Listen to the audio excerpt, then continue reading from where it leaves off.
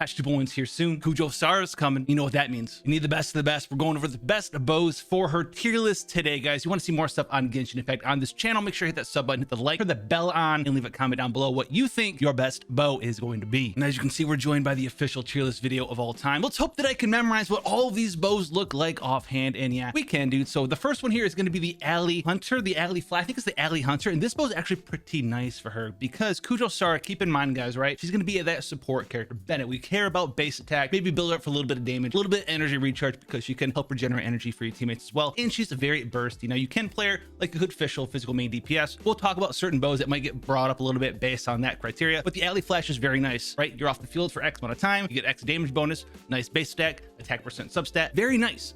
Very nice. Now, is it like super godly tier? It's like either an A+ or an S-. It's very good. There's gonna be a lot of bows that are gonna be floating around this strength, SA, something like that. There's gonna be a couple bows that are pretty bad on her, but this one, we might bump it up to S later, but it's very nice here. It's very nice. Now we have the Amos Bow. Being a 5-star bow, guys, 5-star bow is high base attack, just like Bennett. She wants base attack, and that's really what you have her in your party for a lot. That supportive aspect, that attack buff that's based off of her base attack. It also does charge attack damage. Amos Bow, nice attack, nice substat, nice little charge attack damage range as well. So this is going to be like an S tier bow. This is a very good bow for her on top of that. Now we have the prototype bow here. This one is a little bit different. It's going to change up your playstyle, right? Normally you'd want to swap in, use your E, charge attack, maybe hop your elemental burst and leave. What you want to do with this bow, swap in, charge attack, pop your E for that big attack bonus for hitting the weak spot, and swap back out. If you're not good at aiming for weak spots, or maybe you're fighting a lot of enemies that don't have weak spots, this one loses significantly to a lot of the other bows. But you know, B, mid-tier, right? You can like get a pat on the shoulder, you know, from your parents when you get a B on your report card. So, you know, pat on the shoulder for this bow as well there. Okay, this one here, the next bow, the compound bow, this thing is absolute garbage tier. We don't care about attacking faster. We don't care about physical damage. We don't care about this bow at all. We're a support character. And so you're going to trash tier W, right? With that trash compactor in Star Wars. So get on out of here. Now we have the Allergy for the end. So this bow here has energy recharge. You could like that, probably a more supportive bow there. This also is a very good support bow in general, right? Giving us additional stats to our other characters. So this really is very strong for her. 5-star weapon, still has some nice base stats on it, and really is going to be by far her best bow for just giving attack percent on top of the attack from her own buff as your support character. So this one is a fantastic option for you as well then. Now we have the Windbloom Ode, which is a bow that came from an old event here, time limited. You guys might not have access to it. It is a fine weapon when you use elemental skill. You get a little bit of attack percent. It's not the greatest weapon in the whole world. It's like a little bit awkward for her there, but you know, you can use elemental skill, get a little bit of attack percent. It's going to buff up that charge attack you do following your elemental skill there, and also you're going to be using your elemental burst for that. So you're going to swap in E skill, charge attack, boom, pop your elemental burst and leave. A fine bow. It's nothing fantastic. Maybe put it like C, it's fine. It's like a B bow right up there with the Rancor. If you have, you know, max refinement ranks, very easy to get on this because it is an event bow. So keep that in mind there. If you have access to this, it's the fine thing for you there. Now we have the Fivonius Bow here as well. Good old Fav bow. Good old Fav bow. So it's like a supportive option. Got okay, you know, 4-star stats. It's got energy recharge, which is nice, but it's not going to increase, you know, how much damage your character does there. And then it's going to increase your particle generation. So if you really want Kujou Sara to be like a secondary battery, right? Maybe you're using Kujou Sara with Beidou or something, that's gonna get brought up a little bit there. If you're trying to make Kujou Sara your primary energy recharge character for your team, go max ER on her so you can buff up the amount of energy recharge that she gives to the rest of your team. This is gonna double down on that because you're gonna be getting these particles and you can swap your character into these particles as well. That's gonna be another fantastic way for you to use this bow here. Is it game breakingly broken or anything? No, but I think it's a pretty stellar weapon for her here. It gives you a ton of ER. For a supportive weapon, I'd put it like A tier category wise, just because there's not a lot of other support weapons for her to utilize here.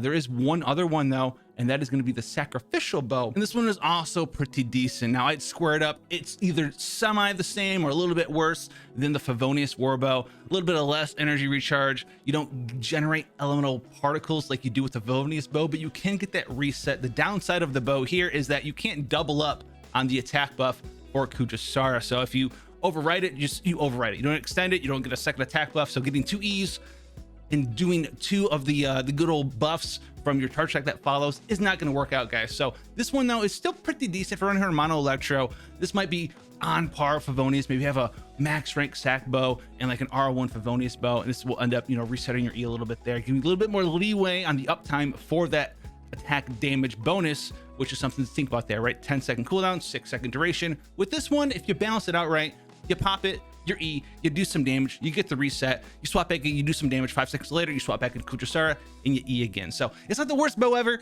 but you know what? It's a fine option if you're doing a ER focused support character build, which most people are. Now we have the good old official bow, and this one has physical damage on it for the substat here. It's increasing your normal attack damage, your elemental skill damage. Well, you don't care about really normal attack damage and physical damage on this character if you're using her as like your main damage dealer, which, hey man, you do you, but if you're not, it's absolute trash tier. So keep that in mind there. It's just, there's too many things that she wants to do the opposite of what this bow is giving you. That's why it's trash tier W there as well. If you want to do physical damage, main carry, maybe put up in B tier, right? But you could still use some of these other bows that we talked about as physical damage and main carry still, right? You still get attack percent bonuses from the prototype bow, big damage from some of these other bows up here. It's just going to be many better options available to you other than that. This thing, right? This guy. I know it's purple and purple, guys, but I mean, come on. Like, I know transmog's a true end game, guys, but like, come on. Is it that true of an end game in here yet?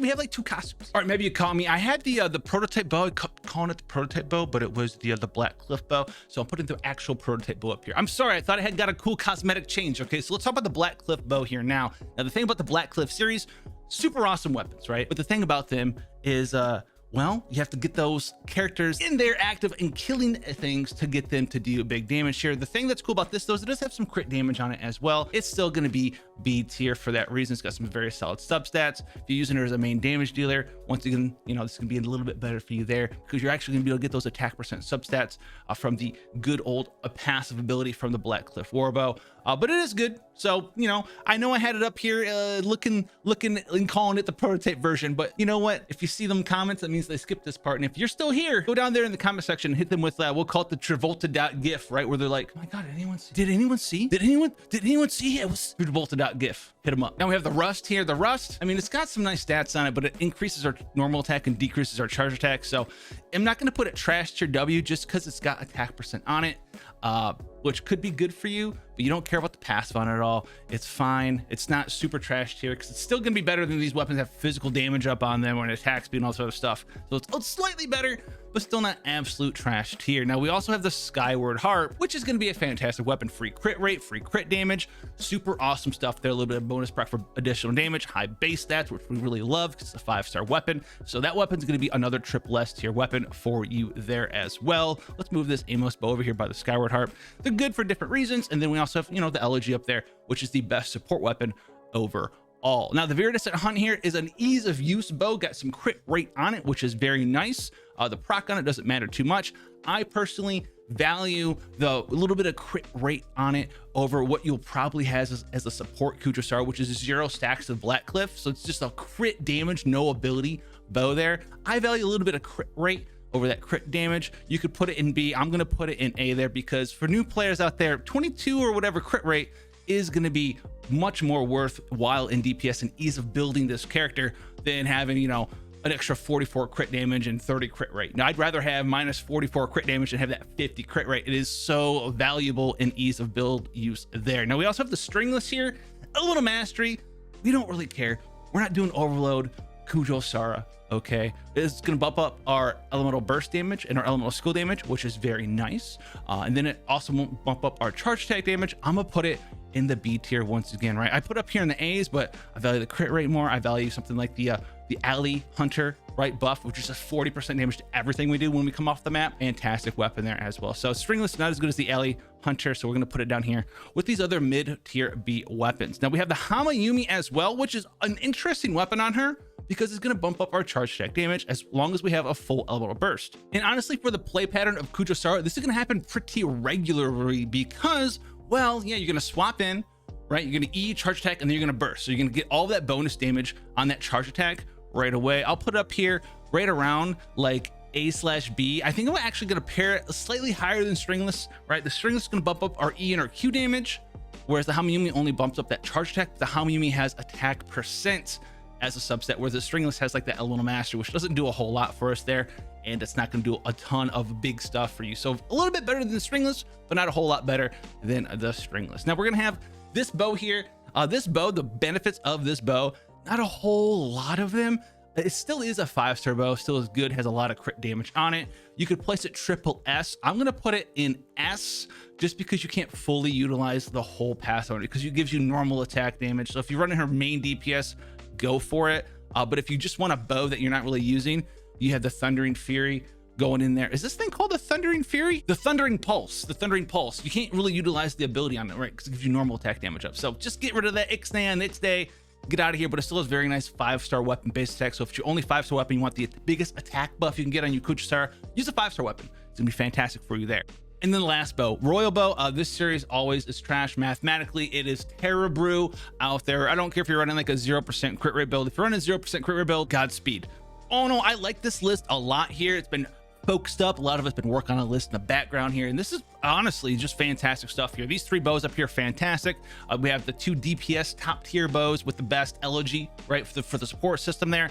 5-star bow in its own in the S series. A lot of A bows here. We have a mix of the 2 support bows and some of the DPS bows, and then a little bit of falling down after A. You either have to use them in a certain way, or only buff up a portion of your kit there, or you're in the C tier and it's minus charge attack damage, just got okay base stats, or you're completely useless. So this one's a banger, boys. If you guys want to see more stuff like this, you know what to do, and I'll see you in the next one.